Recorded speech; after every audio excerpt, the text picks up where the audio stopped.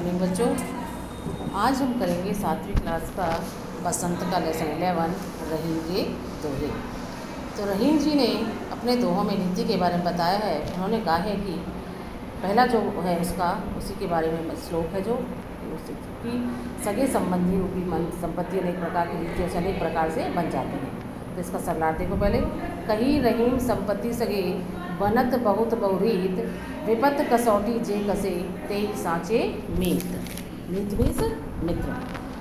कही कहते हैं रहीम जी संपत्ति सगे सगे संबंधी, सगे में सगे संबंधी रूपी संबंधी जो होते हैं, संपत्ति जो होती है, बनत बन जाते हैं, बहुत से, बहुरीत अनेक प्रकार की रीति से, अनेक प्रकार से सगे संबंधी बन जाते हैं। विपत कसौटी जेस कसे, विपत्ति के मुसीबत में, जे मीन्स जो, कसे कसौटी पर जो खरा उतरे, ते मीन्स वही, सांचे सच्चा, मीत मीन्स मित्र है। तो इसका जो प्रसंग होगा, प्रस्तुत पद या प्रस्तुत दोहा रहीमदास जी द्वारा रचित है। इसमें कवि ने सच्चे मित्र के बारे में बताया है। रहीम जी कहते हैं, कही रहीम जी कहते हैं सगे संपत्ति सगे संबंधी रूपी संपत्ति, सगे संबंधी रूपी जो संपत्ति है वे बनत बहुत बहुरीत अनेक प्रकार की रीतियों से बनती हैं। जब व्यक्ति के पास संपत्ति होती है तो अनेक प्रकार से उसके सगे संबंधी बन जाते हैं। विपत कसौटी जे कसे, विपत कसौटी विपत्ति के समय जो खरा उतरे, जो व्यक्ति मुसीबत के समय सहायता करता है, सहायता रूपी कसौटी पर खरा उतरता है, ते ही सांचे मीत, वे ही सच्चे मित्र होते हैं। आगे समझ में विशेष में क्या लोगोगे कि जो कहने का भाव क्या है कि मुसीबत के समय काम आने वाला व्यक्ति ही सच्चा मित्र होता है। भाषा सरल सरस और सरल है, सरस है, सरल सरस और सरल और सरस है। आगे समझ में दोबारा देखो कि रहीम जी कहते हैं कि सगे संबंधी रूपी संपत्ति अनेक प्रकार की रीतियों से बन जाते हैं। कि जब व्यक्ति के पास धन दौलत होती है तो अनेक प्रकार से उसके सगे संबंधी बन जाते हैं। जो व्यक्ति मुसीबत के समय काम आता है, मुसीबत के समय सहायता रूपी कसौटी मतलब सहायता करता है, वही सच्चा मित्र होता है। सहायता रूपी कसौटी पर खरा उतरता है, वही सच्चा मित्र होता है। आगे समझ में। नेक्स्ट है जाल परे जल जात बही तजी मीनन को मोहो रहीमन मछली नीर को तऊ न छाड़ती मोहो। इसमें क्या कहा है? इसमें कवि ने मछली के जल के प्रति गहरे प्रेम के बताया कि जो मछली होती है वे जल को बहुत प्रेम करती है। मछली जल से प्रेम करती है पर जल मछली से प्रेम नहीं करता। कि जाल परे जल जात बही तजी मीनन को मोहो। रहीम जी सच्चे प्रेम को व्यक्त करते कहते हैं कि जब मछली पकड़ने के लिए जाल परे, जाल को जल में डाला जाता है। जाल परे जल जात बही, कि जब मछली पकड़ने के लिए जाल को जल में डाला जाता है तो मछली के प्रति मोह को छोड़कर जल शीघ्र ही जाल से निकल जाता है। भाई जाल में जब खाली मछली आती है, जल तो बाहर निकल जाता है जाल से। तजी मीनन को मोह, मछलियों के प्रति स्नेह को छोड़कर, तजी मीन्स छोड़कर, मीनन मीन्स मछलियों के प्रति जो मोह होता है उसको छोड़कर वह जाल से बाहर निकल जाता है। रहीमदास जी कहते हैं, रहीम जी सच्चे प्रेम को व्यक्त करते हुए कहते हैं कि जब मछली पकड़ने के लिए जाल को जल में डाला जाता है तो मछलियों के प्रति मोह को छोड़कर, प्रेम को छोड़कर जाल शीघ्र ही जाल से निकल जाता है। रहीमन मछली नीर को तऊ न छाड़ती छोह, छोह मीन्स प्रेम, वह उससे बाहर बह जाता है। लेकिन मछलियाँ, रहीमन मछली नीर को, लेकिन मछलियाँ जल के प्रति प्रेम को नहीं छोड़ती। मछली नीर को तऊ न छाड़ती मोह, छाड़ती मीन्स छोड़ती है, छोह मीन्स प्रेम को, फिर भी नहीं छोड़ती है। तऊ मीन्स फिर भी, वह उससे बाहर बह जाता है। लेकिन मछलियाँ जल के प्रति प्रेम को नहीं त्याग पाती, वे जल से अलग होते ही मर जाती हैं।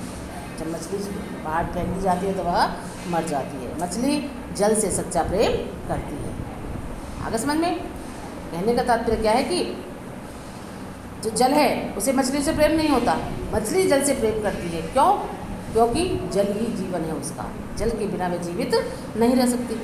तो कबीरदास जी कहते हैं कि जब मछली पकड़ने के लिए जाल को जल में डाला जाता है तो मछलियों के प्रति स्नेह को छोड़कर वह जल शीघ्र ही जाल से बाहर निकल जाता है, वह उसे बाहर आ जाता है। लेकिन मछलियाँ जल के प्रति प्रेम को नहीं छोड़ पाती, वे जल से अलग होते ही मर जाती हैं। क्योंकि मछली जल से सच्चा प्रेम करती है। भाषा सरल और सरस है। ठीक है। नेक्स्ट है, तरवर फल नहीं खात है, सरवर पियत न पान, कही रहीम कर काज हित, संपत्ति सचही सुजान। तरवर मीन्स वृक्ष, फल नहीं खाते हैं, फल नहीं खाते हैं। सरवर मीन्स सरोवर तालाब, पियत नहीं पीते, नहीं, पान मीन्स पानी, सरोवर अपना पानी नहीं पीते। कहीं रहीम पर काज हित, रहीमदास जी कहते हैं पर काज दूसरों के कार्य के लिए, हित लिए, संपत्ति सच्चाई सुजान, संपत्ति सच्चाई में इकट्ठा करते हैं, सुजान में सज्जन। तो यहाँ पर परोपकार के बारे में भाव को प्रकट किया गया है। इसमें कवि ने परोपकार की भावना को प्रकट किया है। रहीमदास जी कहते हैं कि वृक्ष अपने फल कभी नहीं खाते और ना तालाब कभी अपना पानी पीते हैं। सज्जन भी परोपकार के लिए अपना धन इकट्ठा करते हैं, वे दूसरों का भला करने के लिए अपना सब कुछ दान में दे देते हैं, सब कुछ दे देते हैं। कहीं रहीम पर काज है, दूसरों के काम के लिए संपत्ति सचे सुजान, धन इकट्ठा करते हैं। परोपकार के लिए कर्म कार्य करते हुए मनुष्य को अपना जीवन जीना चाहिए। कहने का भाव क्या है कि परोपकार की भावना के साथ ही मनुष्य को अपना जीवन जीना चाहिए। परोपकार की भावना का वर्णन है, भाषा सरल और सरस है। समझ में आया? नेक्स्ट है, थोथे बादर क्वार के ज्यों रहीम गहरात, धनी पुरुष निर्धन भय करे पाचली बात। थोथे बादर, थोथे मीन्स क्या होता है? बिना पानी के, खाली। बादर मीन्स बादल। क्वार का एक महीना होता है आश्विन, जिसमें दशहरा आता है कि क्वार के बादल। गहरात मीन्स कठोर आवाज़ करना, गहराते गरजते हैं। धनी पुरुष निर्धन भय, जब धनी पुरुष निर्धन हो जाते हैं, करे पाछली बात, पाछली मीन्स पिछली, अपने अतीत की बातों को वो दोहराते हैं। तो इसमें कवि ने क्वार के बादलों का वर्णन किया है। रहीमदास जी कहते हैं कि क्वार मास में आकाश में थोथे बादल क्वार के, क्वार मास में, आश्विन मास में आकाश में छा जाने वाले बिना पानी के खाली बादल उसी प्रकार से गड़गड़ाहट की बात करते हैं, आवाज़ करते हैं, जैसे धनी पुरुष गरीब हो जाने पर भी अपनी करें पाछली बात, अपनी पिछली बातों को याद करके घमंड भरी बातें बोलते ही रहते हैं। जब वो धनी थे तो वो घमंड भरी बातें करते हैं, तो जब वो निर्धन हो जाते हैं तब भी वे घमंड भरी बातें ही करते रहते हैं। कुछ भी पास न रहने पर उनका अभिमान नष्ट नहीं होता है। दोबारा देखो, रहीमदास जी कहते हैं कि क्वार मास में, क्वार मीन्स आश्विन मास में, जब दशहरा आता है वो महीना होता है क्वार का। क्वार मास में आकाश में छा जाने वाले बिना पानी के बादल, थोथे मीन्स बिना पानी के बादल, उसी प्रकार से जो रहीम गहरात, गहरात मीन्स गड़गड़ाहट करते हैं, आवाज़ करते हैं, गर्जना करते हैं, जैसे धनी पुरुष निर्धन भय, जैसे धनी पुरुष गरीब हो जाने पर भी अपनी पिछली बातों को याद करके घमंड भरी बातें ही करते रहते हैं। कुछ भी पास न रहने पर उनका अभिमान नष्ट नहीं होता है। क्वार मास के खोखले बादलों की तुलना अमीर के गरीब होने से की गई है। भाषा सरल और सरस है।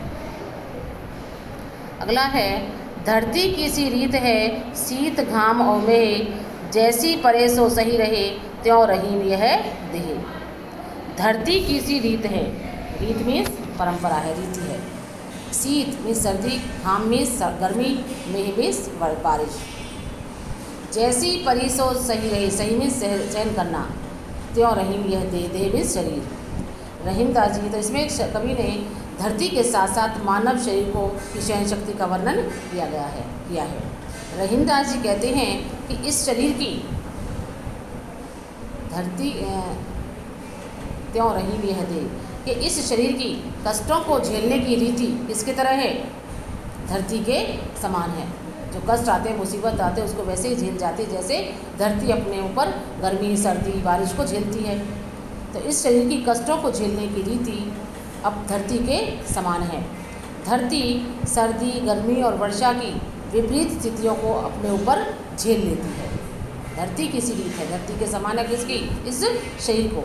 सहन शक्ति जो है धरती के समान है। मनुष्य का शरीर जीवन में आने वाले सुख दुख की जैसी भी परिस्थितियाँ उन्हें सहन कर लेता है। कहने का है कवि ने धरती को सहनशील बताया है। भाषा सरल और सहज है। तो ये यहाँ पर हमारे सरलार्थ पूरे हुए हैं। मैं आपको सरलार्थ भेज दूँगी, वो आपको अपनी कॉपी पर करने हैं और इनको लर्न करना है।